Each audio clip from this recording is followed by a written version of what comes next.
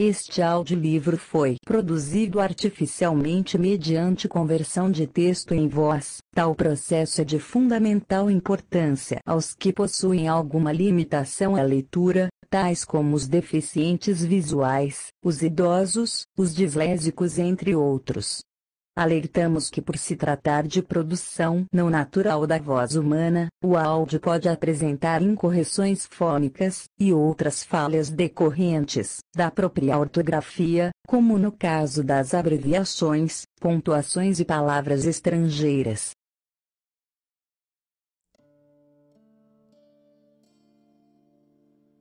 Tratado sobre a Trindade, por Boécio, 475 a 524, século IV. Anicius Manlius Torquatus Severinus Boetius, mais conhecido na literatura lusófona por Boécio, foi um filósofo, estadista e teólogo romano que se notabilizou pela sua tradução e comentário do Isagoge de Porfírio, obra que se transformou num dos textos mais influentes da filosofia medieval europeia. Traduziu, comentou e resumiu, entre outras obras dos clássicos gregos, para além do Isagoge de Porfírio e do Organon de Aristóteles, vários tratados sobre matemática, lógica e teologia. Notabilizou-se também como um dos teóricos da música da antiguidade clássica greco-latina, escrevendo a obra de Institutione Musica, também aparentemente com base em antigos escritos gregos.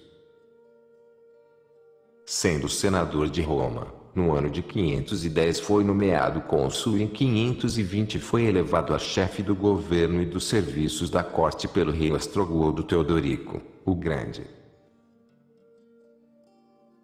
Pouco depois, devido a desacordos políticos e por ter apoiado um senador apontado pelo rei como traidor, foi ele próprio acusado de traição a favor do Império Bizantino e de magia, sendo subsequentemente torturado, condenado à morte e executado.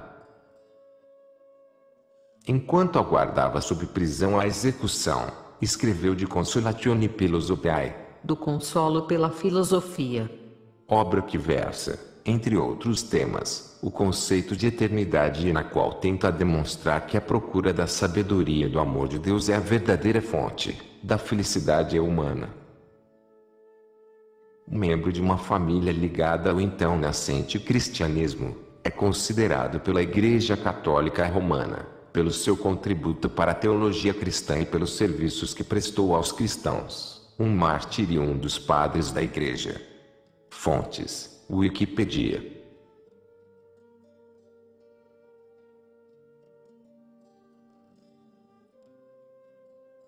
Tratado sobre a Trindade, ou como a Trindade é um Deus e não três deuses, por Boécio. Tradução: Professor Luiz Jean Lawande.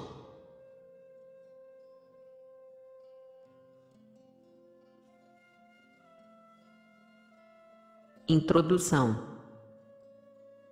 Pesquisei por muitíssimo tempo a questão da Trindade, até onde podem as forças da pequena chama da mente, que a luz de Deus se dignou conceder-nos.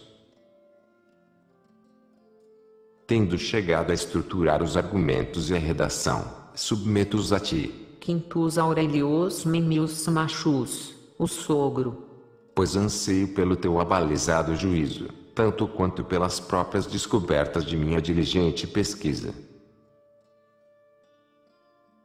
Bem poderás compreender o que sinto todas as vezes que confio apenas em meus pensamentos, seja pela própria dificuldade do tema, seja pela escassez de interlocutores. Na verdade, és o único capaz de entendê-los e o único com quem os discuto.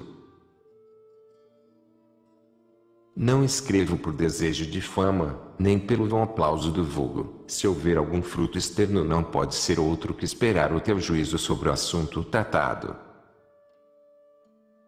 Pois, excetuando a ti, para onde quer que eu olhe só vejo, por um lado, a pasmaceira ignorante e, por outro, a inveja astuta, de modo que pareceria um insulto aos tratados de teologia submetê-los a esses brutos que, mais do que interessar-se por aprendê-los, calcá-los iam aos pés. Assim, serei conciso, e o que extraí do fundo da filosofia encobrirei sob palavras novas que falam só a ti, e a mim, se te dignares a olhar para elas. Quanto aos demais, eles não nos interessam, não podem chegar a compreendê-las e não são dignos de lê-las. Certamente, devemos pesquisar até onde for dado ao olhar da razão humana ascender às alturas do conhecimento da divindade. Pois também nas outras disciplinas há limites além dos quais a razão não pode chegar. A medicina nem sempre traz a saúde ao doente, a culpa não será do médico, se tiver feito tudo o que estava ao seu alcance. E o mesmo vale para os outros conhecimentos. No caso do presente estudo, tanto mais benevolente deve ser o julgamento, quanto tão mais difícil é a questão. No entanto, tu examinarás se as sementes lançadas em mim pelos escritos de Santo Agostinho produziram seus frutos. Mas comecemos a discussão da questão proposta.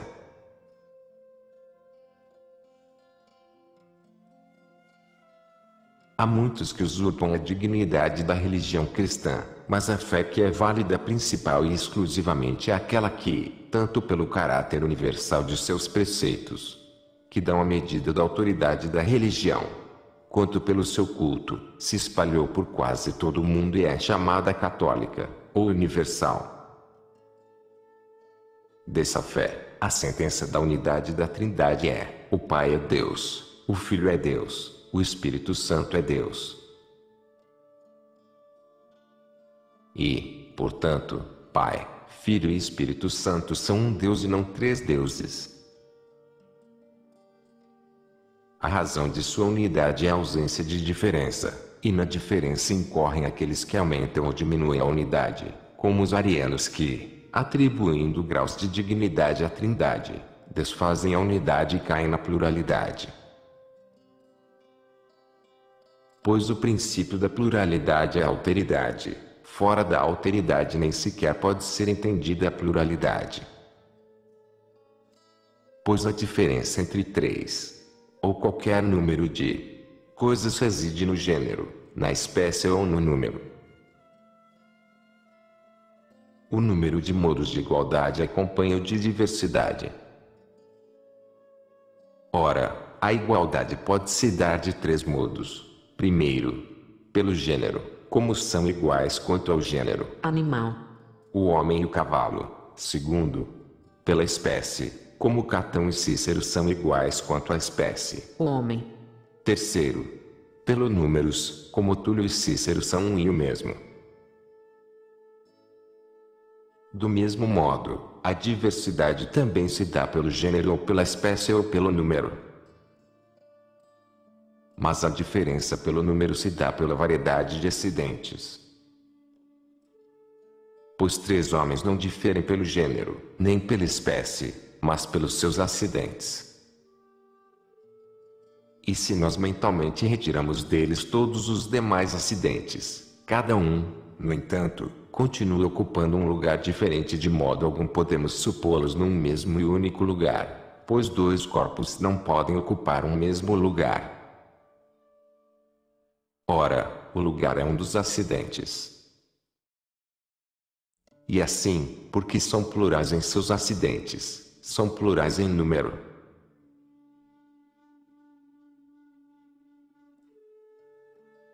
Trata-se, pois, de adentrar e examinar com atenção cada ponto para que possamos entender e captar, pois, como muito bem se disse, ao erudito compete tratar de captar a sua fé, tal como na realidade ela é.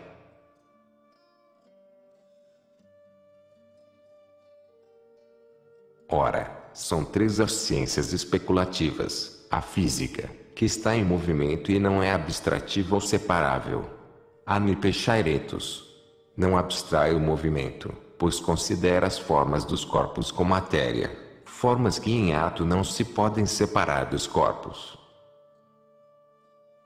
E os corpos, estando em movimento, a forma, unida à matéria, tem movimento, com a terra, tendem para baixo, com o fogo, para cima. A matemática está sem movimento e não é abstrativa, pois ela estuda as formas dos corpos sem a matéria e, por isso, sem movimento.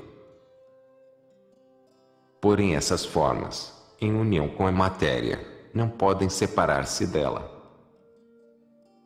A teologia está sem movimento e é abstrativa, pois a substância de Deus carece de matéria e de movimento.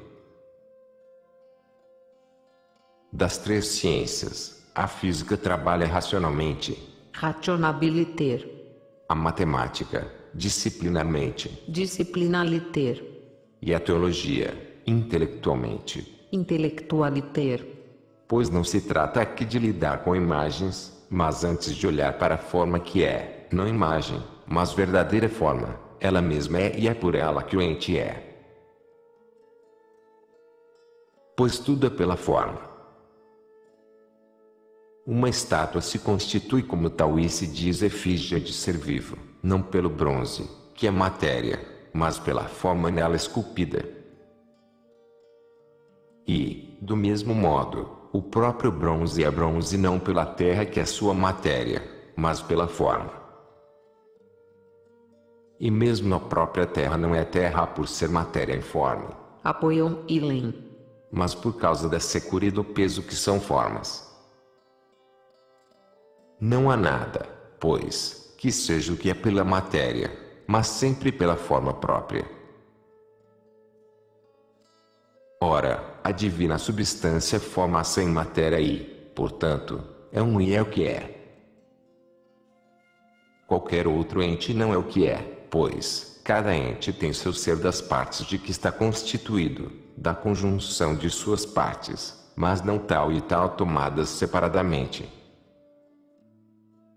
Por exemplo, o homem na condição presente consiste em corpo e alma, é corpo e alma, não corpo ou alma separadamente e, portanto, não é o que é.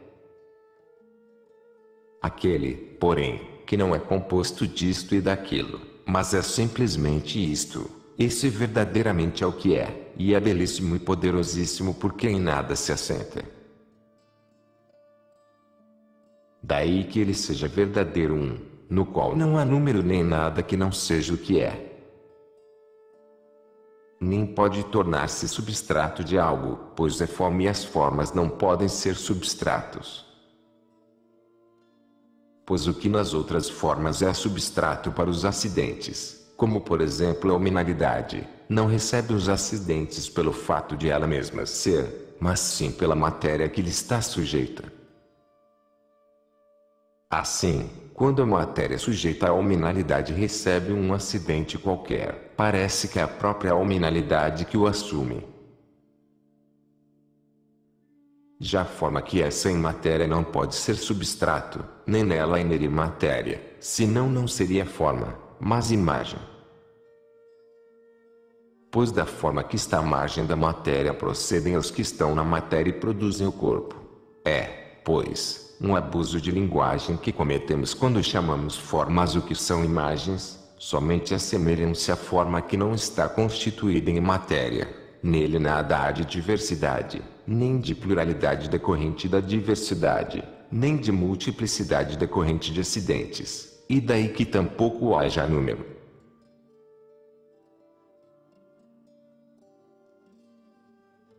Assim, Deus não difere de Deus a título algum, pois não há diversidade de sujeitos por diferenças acidentais ou substanciais.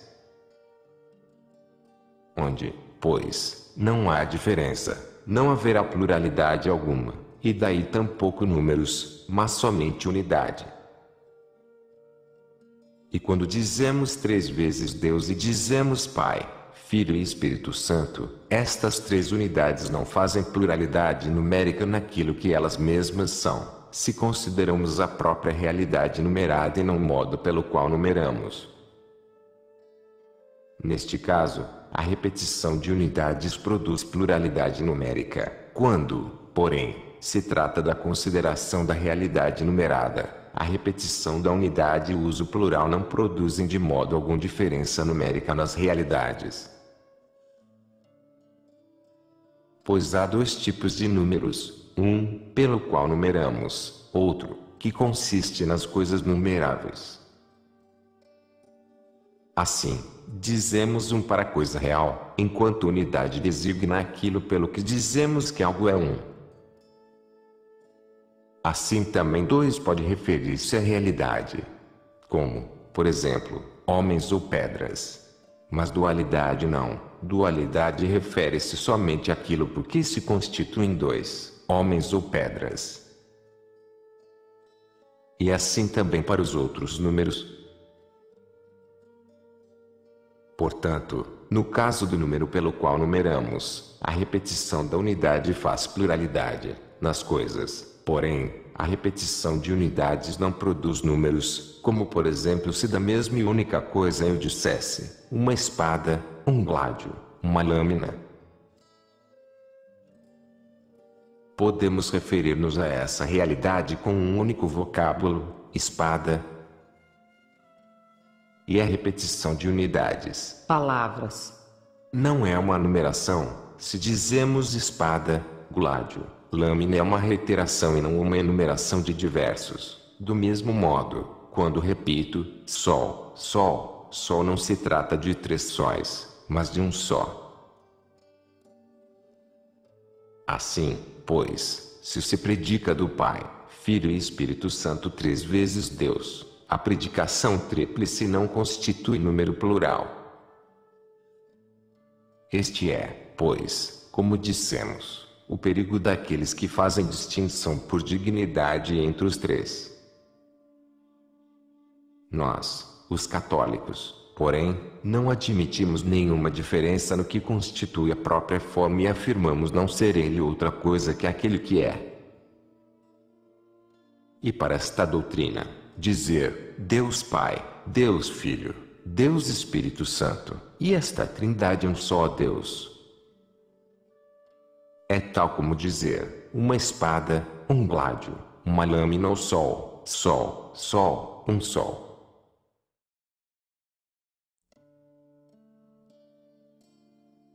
Com o que até aqui dissemos, procuramos deixar claro que nem toda repetição de número produz pluralidade.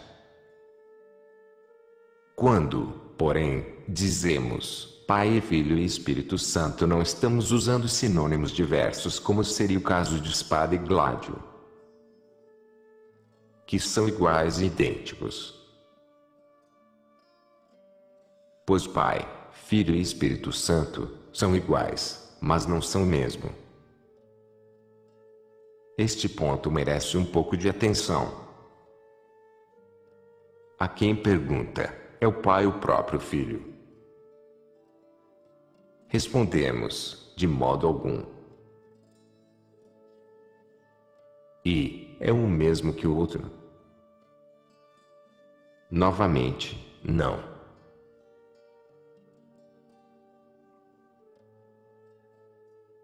Não há, pois, entre eles, sob um determinado aspecto, uma total indiferença em todos os aspectos, e assim pode-se falar em número que, como explicamos acima, procede da diversidade de sujeitos. Discutiremos brevemente esse determinado aspecto, depois de termos examinado como é que se predica de Deus.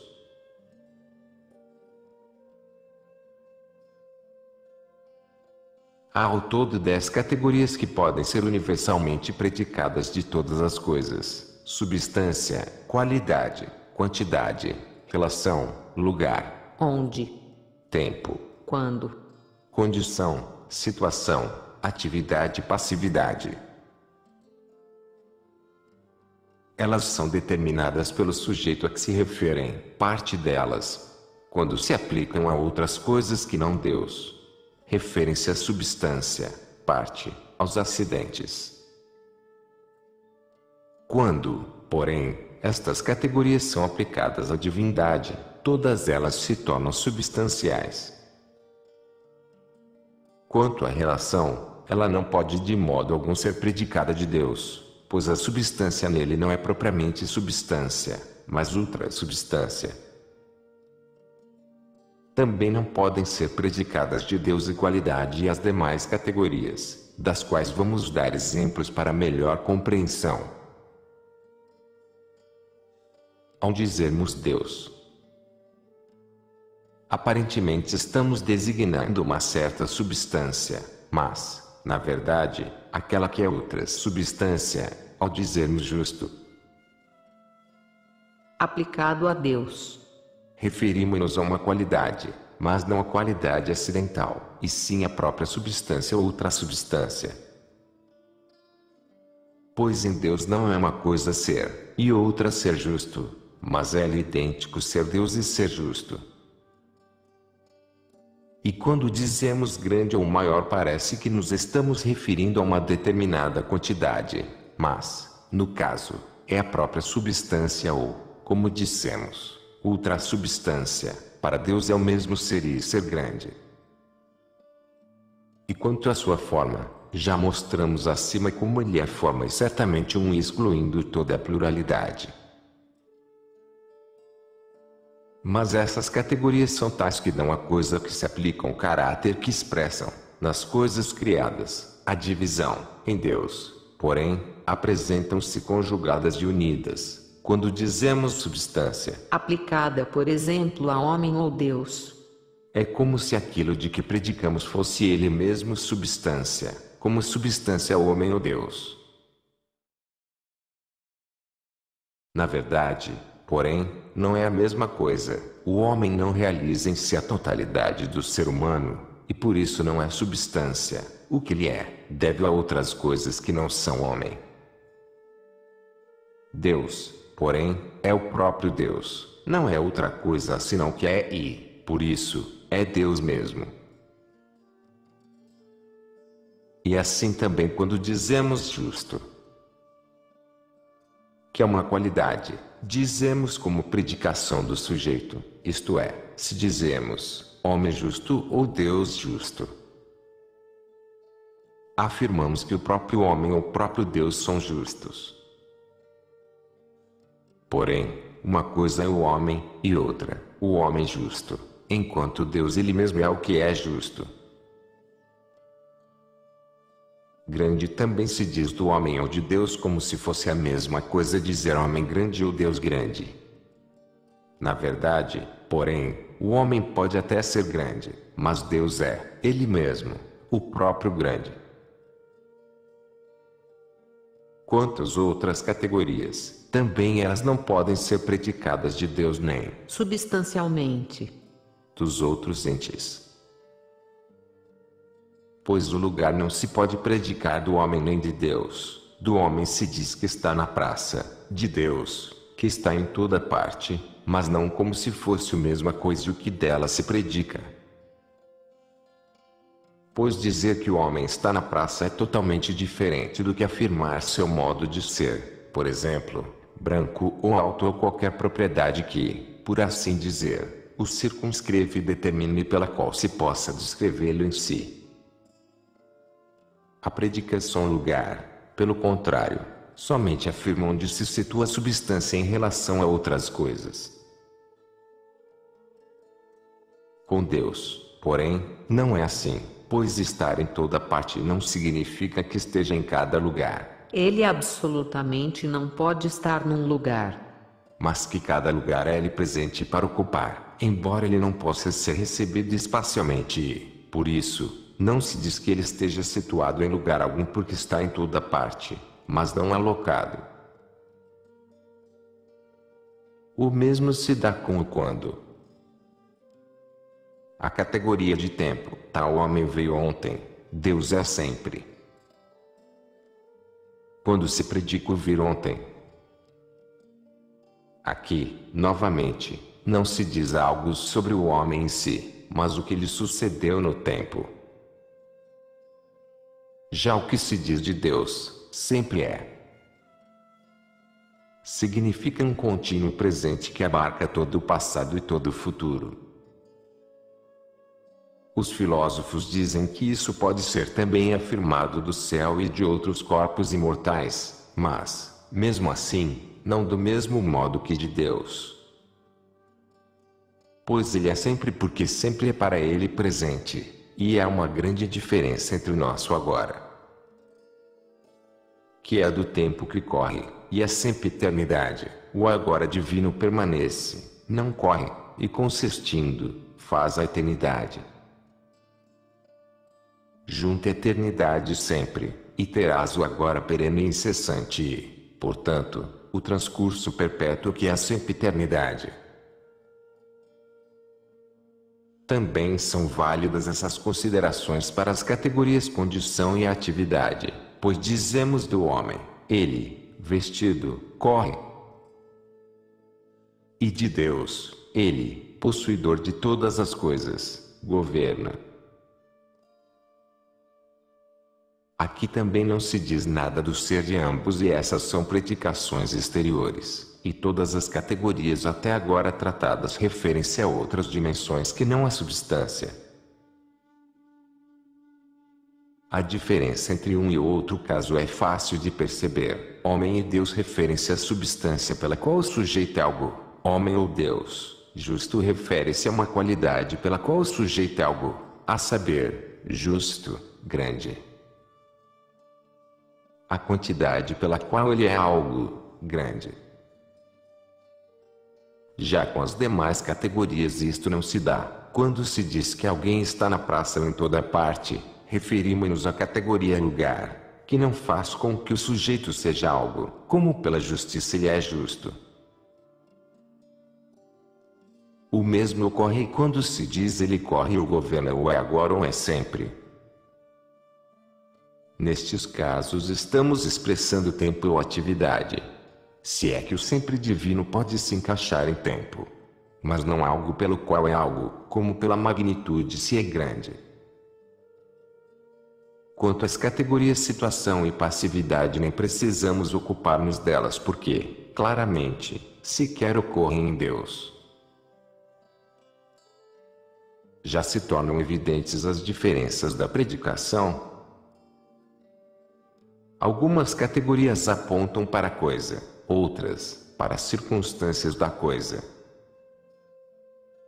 Aquelas dizem que a coisa é algo, estas, não incidem sobre o ser da coisa, mas sobre aspectos antes extrínsecos que lhes são aderentes. As categorias que determinam de algum modo o ser de algo chamam-se categorias segundo o ser, quando pressupõem sujeito, são chamadas acidentes segundo o ser. Quando se trata de Deus, que de modo algum é sujeito, só se pode falar de predicação segundo a substância.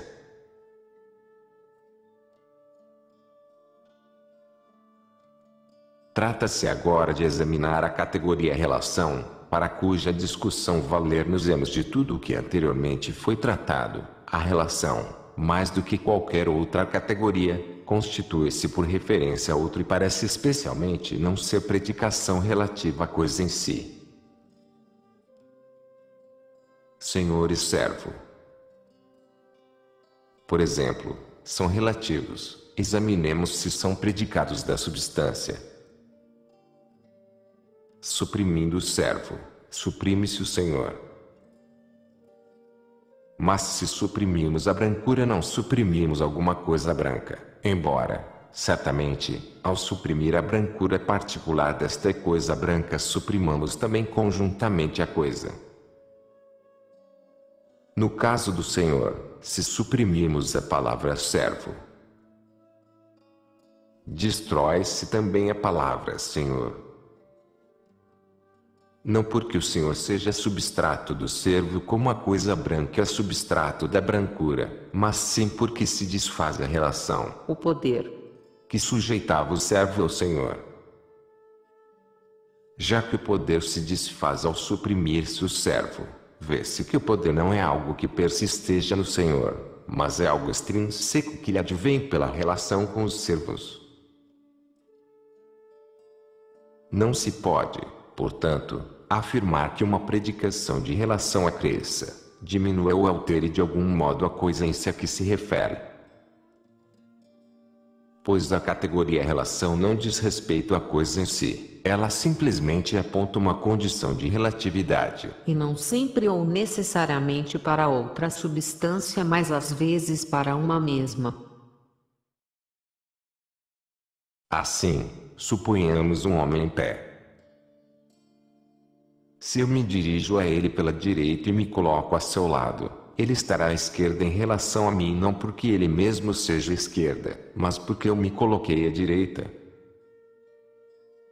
Agora, se eu me aproximo pela esquerda, ele se torna à direita em relação a mim, e, de novo, não porque ele seja à direita, Como ele é branco ou alto.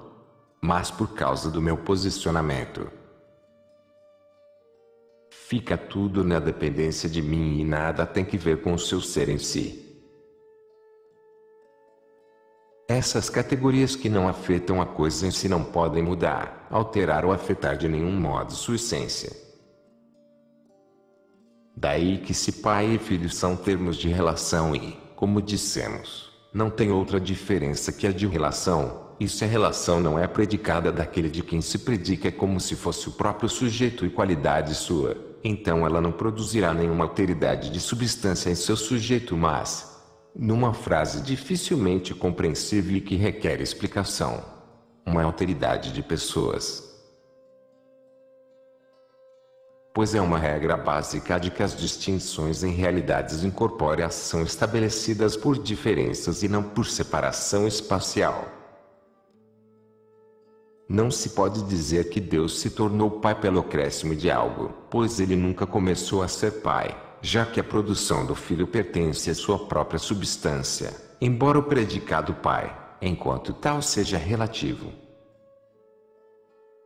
E se nos lembramos de todas as proposições feitas sobre Deus na discussão prévia, devemos admitir que Deus Filho procede de Deus Pai e Deus Espírito Santo de ambos e que eles não podem ser espacialmente diferentes por serem incorpóreos. Mas já que o Pai é Deus, o Filho é Deus e o Espírito Santo é Deus, e já que em Deus não há pontos de diferença que o distinguem de Deus, ele não difere deles. Mas onde não há diferença, não há pluralidade, e onde não há pluralidade, há unidade. E, novamente, nada senão Deus pode ser gerado por Deus e, na realidade numerada, a repetição da unidade não produz pluralidade. E assim a unidade dos três está convenientemente estabelecida.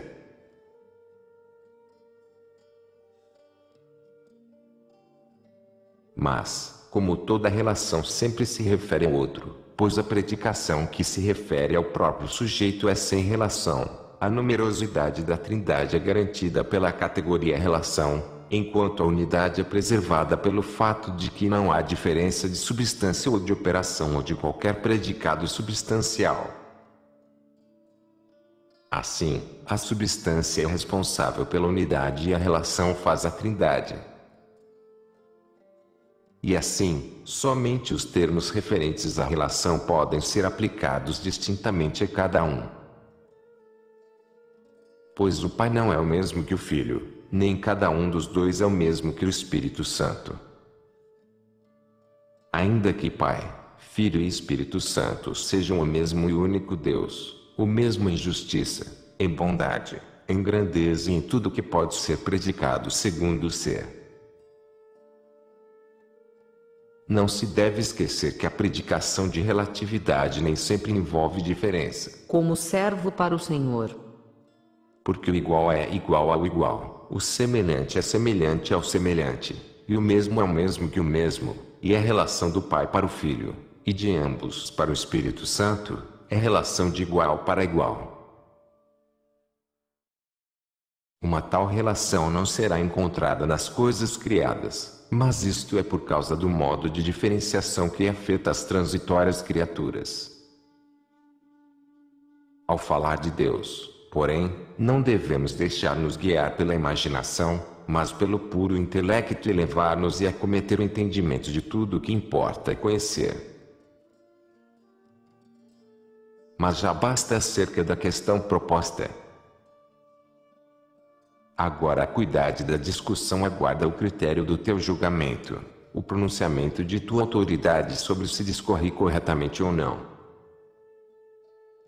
Se pela graça de Deus apresentei argumentos para este ponto que se sustenta por si no firmíssimo fundamento da fé, volto-me gozosamente em louvor, pela obra feita, para aquele de quem procede o efeito. Se, porém, a natureza humana não logrou transcender seus limites naturais, valha pela intenção o que tiver falhado pela fraqueza. Postado por Roosevelt, Maria de Castro.